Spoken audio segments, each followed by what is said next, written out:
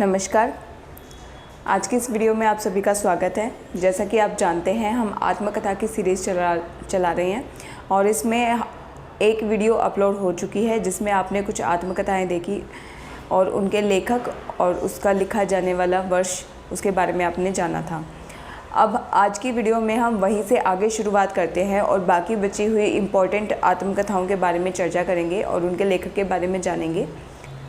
तो इससे पहले वीडियो की शुरुआत करें।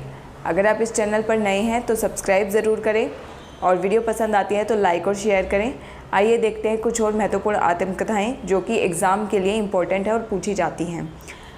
बात करते हैं सबसे पहले यादों की परछाइयाँ और मेरी आत्मकहानी। ये एक ही लेखक की आत्मकथा है, चतुरसेन शास्त्री की एक ही लेखक की आत्मकथा है, लेकिन उन्होंने 2 भागों में लिखी है। ठीक है, अगर कोई भी लेखक अपनी आत्मकथा जैसे 3-4 अगर आपको उसकी बुक देखने को मिलती है तो वो उसने पार्ट्स बना रखे होते हैं अपनी आत्मकथा के। ठीक है, और उनका नाम अलग अलग रखा हुआ होता है। तो अगर इस तरह से भी क्वेश्चन पूछ लिया जाता है, जैसे कि पूछ लिया जाए चतुरसेन शास्त्री की आत्मकथा कितने भागों में विभाजित है, तो ऐसा भी पूछा जा सकता है, वो आपको ध्यान रखना है। तो 2 भाग हैं इसके। पहला है यादों की परछाइयाँ जो कि लिखा गया 1956 में और दूसरा है मेरी आत्मकहानी जो कि लिखा गया 1963 में और लेखक का नाम है चतुरसेन शास्त्री। आगे बात करते हैं आत्मनिरीक्षण। आत्मनिरीक्षण लिखा है सेठ गोविंद दास ने, 1958 में लिखा है इन्होंने। नेक्स्ट है बचपन के 2 दिन और यौवन के द्वार पर। ये भी 2 भागों में विभाजित आत्मकथा है, देवराज उपाध्याय की है। 1958 में लिखा गया बचपन के 2 दिन और 1970 में लिखा गया यौवन के द्वार पर। नेक्स्ट है मेरी अपनी कथा। ये लिखा है पद्मलाल पुन्नालाल बख्शी ने, 1958 में। जैसे कि आप जानते हैं, आत्मकथा वही होती है जो लेखक खुद अपने जीवन के बारे में लिखता है। तो जितने भी लेखक हैं ये इन्हीं के जीवन के ऊपर लिखी गई कहानी है, मतलब इन्होंने अपना पूरा जीवन इस किताब में लिखा हुआ है, आत्मकथा है ये इनकी। ठीक है, नेक्स्ट है अपनी खबर। ये लिखी है पांडे बेचन शर्मा उग्र ने, 1960 ईस्वी में। सन भी आप याद रखें। नेक्स्ट है क्या भूलूं क्या याद करूं, नीड़ का निर्माण फिर, बसेरे से दूर और 10 द्वार से सोपान तक। ये 4 भागों में विभाजित आत्मकथा है जो कि हरिवंश राय बच्चन की आत्मकथा है। मोस्ट इम्पॉर्टेंट है, इसका हर एक पार्ट क्वेश्चन में पूछा गया है, कई बार पूछा गया है, रिपीट हुआ है। इसका वर्ष भी पूछा जा सकता है क्योंकि ये कई बार रिपीट हुई है। तो ऐसी जितनी भी रचनाएं हैं जो कई बार एग्ज़ाम में पूछी जा चुकी हैं उनके वर्ष भी इम्पोर्टेंट हो जाते हैं, वहाँ से भी आपका क्वेश्चन बनता है। तो क्या भूलूं क्या याद करूं, इसका वर्ष है 1969। नीड़ का निर्माण फिर लिखा गया 1970 में, बसेरे से दूर 1978 में और 10 द्वार से सोपान तक लिखा गया 1985 में। ये चारों की चारों हैं हरिवंश राय बच्चन की आत्मकथा। नेक्स्ट है अपनी कहानी। ये लिखा है वृंदावन लाल वर्मा ने, 1970 में लिखा है। अरुणायन राम अवतार अरुण ने लिखा है 1974 में। अब कभी भी किसी भी नाम के साथ अगर आप इस तरह से उसका सरनेम देखकर ऊपर एपोस्ट्रॉफी देखते हैं तो इस चीज़ का आप ध्यान रखिएगा कि ये कभी भी उसका सरनेम नहीं होता है, बल्कि ये उसकी एक उपाधि होती है जो कि बाकी लेखक उसके लेख से प्रभावित होकर उसको देते हैं। तो राम अवतार को अरुण की उपाधि दी गई है और इसी नाम से आप कनेक्ट कर सकते हैं कि इनकी जो आत्मकथा है वो है अरुणायन। नेक्स्ट है आधे सफ़र की पूरी कहानी। ये लिखी है कृष्णचंद्र ने, 1979 में। नेक्स्ट मेरी फिल्मी आत्मकथा बलराज साहनी की लिखी हुई है, 1947 में लिखी है। ये आप ध्यान रखें। अब कुछ और आत्मकथाएं जल्दी से देख लेते हैं।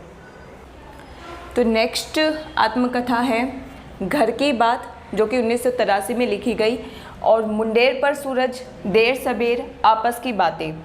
ये 3 भाग हैं, एक ही आत्मकथा के 3 भाग, जिसको बाद में इकट्ठा किया गया और उसका नाम दिया गया अपनी धरती अपने लोग। 1996 में इसको इकट्ठा करके एक जगह संग्रहित किया गया जिसका नाम रखा गया अपनी धरती अपने लोग, 1996 में।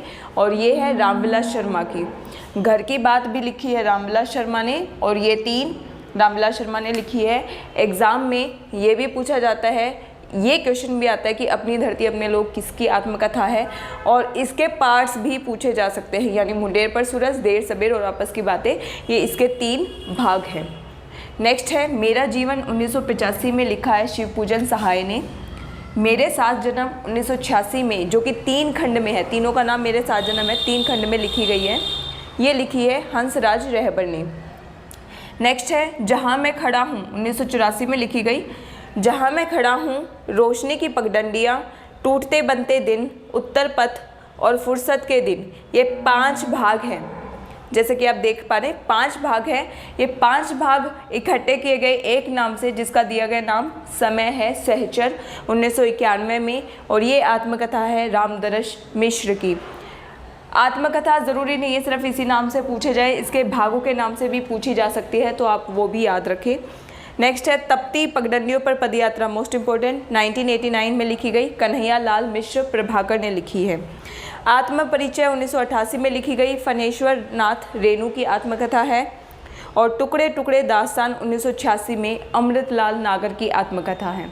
कुछ और थोड़ी सी आत्मकथाएँ बचती हैं, वो और जल्दी से हम देख लेते हैं। देखिए नेक्स्ट आत्मकथा है अर्धकथा 1988 में, जो कि लिखी है डॉक्टर नगेंद्र ने। आप मुझे कमेंट सेक्शन में बताएं कि अर्धकथा और किस राइटर ने लिखी हुई है। अर्धकथा कहें या अर्धकथानक कहें, वो किस राइटर की लिखी हुई रचना है।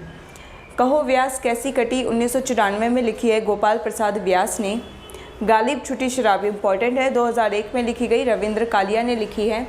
नेक्स्ट है जो मैंने जिया 1992 में लिखा गया। यादों का चिराग 1997, जलती हुई नदी 1999 में। ये कमलेश्वर की आत्मकथा है और 3 भागों में बटी हुई है, तो ये तीनों भाग आपको याद रखने हैं कमलेश्वर की आत्मकथा। नेक्स्ट है कहीं न जाए का कहिए, 2001 में लिखी गई और भगवती चरण वर्मा की आत्मकथा है। नेक्स्ट मुड़ मुड़ कर देखता हूँ, 2001 में राजेंद्र यादव की आत्मकथा इंपॉर्टेंट है। पाव भर जीरे में ब्रह्मभोज 2003 में लिखी गई है, अशोक वाजपेयी की आत्मकथा। वसंत से पतझड़ तक 2005 में लिखी गई है, रविंद्रनाथ त्यागी की आत्मकथा है।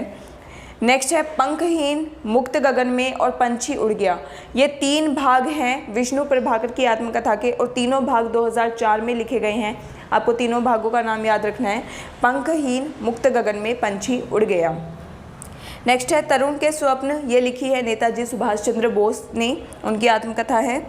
नेक्स्ट यादों की बारात, जोश मलिहाबादी की आत्मकथा है। मेरा बचपन, राम नारायण उपाध्याय की। और कहाँ तक कहे युगों की बात, ये मिथिलेश्वर की आत्मकथा है, जो उन्होंने 2011 में लिखी है। तो ये तो थी कुछ इम्पोर्टेंट आत्मकथाएँ जो कि एग्ज़ाम के पॉइंट ऑफ व्यू से बहुत इंपॉर्टेंट है, आप इन्हें याद कर सकते हैं।